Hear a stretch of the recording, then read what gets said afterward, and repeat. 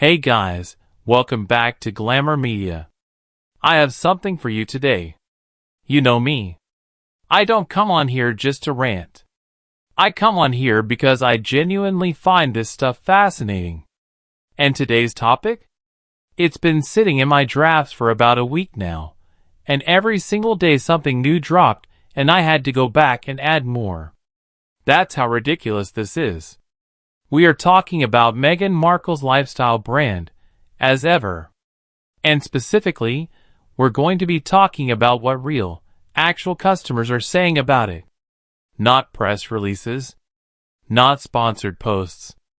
Real reviews from real people on Trustpilot. And if you've never gone down that rabbit hole, buckle up, because I have done the deep dive so you don't have to. Before we get into it, if you are new here, please subscribe and turn on notifications, because I post a lot and I would hate for you to miss any of it. I've got fresh content coming out constantly, and this channel is only going up from here. Okay, now let's get into it, because this is wild. So first, a quick bit of context for anyone who's new, because you need to understand the setup before you can appreciate just how extraordinary this situation is. Meghan Markle, the Duchess of Sussex, launched a lifestyle brand called As Ever earlier this year. And the premise on paper is actually not a terrible idea. She's a recognizable name. She has a large following. She has a clear aesthetic, warm tones, florals, a kind of California meets Cotswolds vibe. And she launched with a range of products, fruit spreads, herbal teas, honey, wine, candles, and some flower-related things.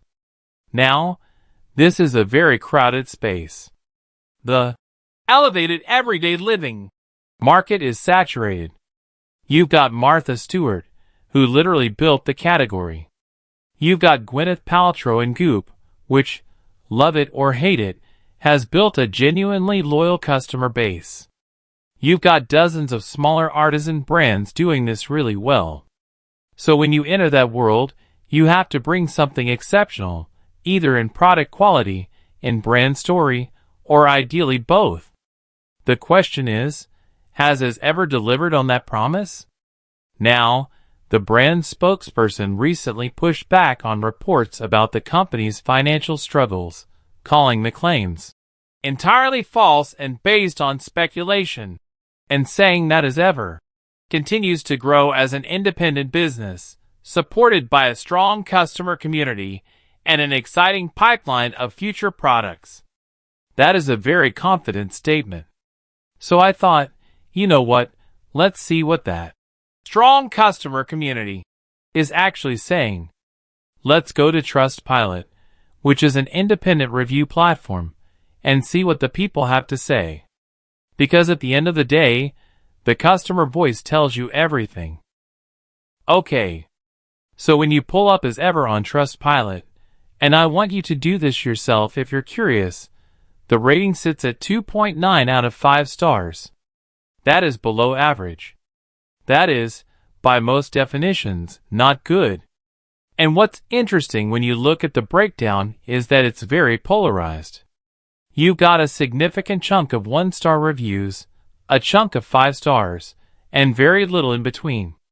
Now, that pattern, the extreme split, is actually something that brand analysts talk about a lot. It can indicate two things. Either your product is divisive, as in some people genuinely love it and some don't. Or it indicates a situation where a vocal fan base is leaving glowing reviews while the actual customer experience tells a different story. And I'll let you form your own opinion on which is happening here. But let me walk you through what the reviews actually say, because the themes that emerge are really striking. Here is what I noticed when I read through a substantial number of these reviews. There are essentially 4 recurring complaints that come up again and again from different people in different locations who clearly don't know each other. Number 1. Candles arriving without a wick. Number 2. the fruit spreads being watery and overly sweet. Number 3. Non-existent customer service. Number 4. Orders not arriving at all, with no refund issued. Now, when multiple independent customers, at different points in time, report the same specific defects, that is not a one-off issue. That is a systemic problem. Let's go through each one. I'm going to start with the candles, because this is the one that genuinely surprised me. Multiple reviewers, and I mean multiple, spanning from late 2025 right into 2026, received candles with no wick. No wick. As in, a jar of wax. A decorative item, at best. One reviewer put it perfectly. I looked forward to receiving the candle. What I received was just a jar of wax. Now, a candle without a wick is not a candle. It's just scented wax in a jar. And the price point for these candles? Around $64. $64 for what is, by multiple accounts, an unlit, unscented, because even the unlit scent is described as disappointing, jar of wax with no wick and no way to contact customer service to sort it out. Here's the thing that makes this worse. This isn't a new problem. You would expect that if one batch had a quality control failure, the brand would catch it, fix it, and move on. But these reviews span several months, which suggests that either no one is reviewing the product before it ships, or there is a systemic issue with the manufacturing process, or both. One reviewer received their candle as a Christmas gift, so the gift giver paid that $64 price tag, and the recipient opened it to find a candle with no wick and a scent described as soapy, and also noted that the candle had literally fallen out of the jar. Another mentioned the scent reminded them of cheap car air freshener. A third said the box itself was cheaply made and didn't hold up. And here is the kicker with all of these. Nearly every candle reviewer who tried to contact As Ever for a refund or replacement received either an automated response or no response at all. No human. No resolution. Nothing. Now, I want to be fair here. Every product brand has quality control issues at some point. It happens. The difference between a brand that survives a quality problem and one that doesn't is how they respond. A good brand catches the issue, contacts affected customers proactively, offers refunds or replacements immediately, and fixes the manufacturing process. What these reviews suggest is that none of that happened. And when you think about the positioning of this brand, elevated everyday living, artisanal quality, products worth paying a premium for, a candle with no wick isn't just a logistics failure. It's a brand image failure. Because it tells the customer that the quality control just isn't there. And once a customer has that experience, they don't come back. And they tell people. Now let's talk about the hero product, the raspberry spread, which launched the brand and generated most of the early buzz. The consistent feedback across negative reviews is twofold. The spreads are too runny, and they're too sweet. The too runny criticism is particularly interesting because, if you've watched any of the brand's own content, the spread's consistency is actually visible. Several reviewers note that the texture looked off to them before they even tried it, and the taste confirmed their suspicions. One reviewer described spreading the raspberry preserve on bread only to find their bread went soggy almost immediately because of how watery the spread was. Another said the lemon flavor was overpoweringly artificial, with a chemical aftertaste. A third said they could taste strong lemon even in the raspberry spread, which is worth noting. And the sweetness issue, multiple reviewers used the exact same language. Overly sweet, sugar forward, the flavor is completely overpowered by sugar. When preserves are made well, there's a balance. You can taste the fruit. You can taste the tartness. The sugar is a preservative and a background note. When reviewers across the board say the sugar is the primary flavor, that points to something specific about how the product was formulated. Now, here's the part one find really interesting from a business perspective. This product launched with significant press attention. Meghan appeared on the Today Show. The website reportedly had a traffic spike on launch day. There was genuine curiosity and, for a lot of people, genuine goodwill. People wanted to support this. Some reviewers literally say, "I bought this to give her a fair chance." And that goodwill? That is genuinely valuable for a new brand. You get one shot at a first impression with a new customer. If that customer tries your product and thinks it's underwhelming for the price, they don't come back. And at $12 for 215 grams of raspberry spread, plus shipping, you are competing directly with premium preserves that customers can find at Waitrose or Whole Foods for less money and, based on these reviews, better quality. The honey had slightly better feedback, but was still described by some as unremarkable for the price. The teas received the least attention, though one reviewer noted they tasted fake and chemical, which is striking for what is presented as a premium herbal blend. Okay, here is where I think the story becomes less about product quality and more about something more fundamental. Several reviewers describe reaching out to As Ever's customer service, by email, through the website, through whatever contact method they could find, and receiving either an automated response or complete silence. No human response. No acknowledgement beyond a bot. One reviewer ordered a product in December 2025 and, by March 2026, still hadn't received it. They sent 2 separate emails requesting a refund. They received no reply to either. Their review uses some fairly strong language about what they believe this amounts to.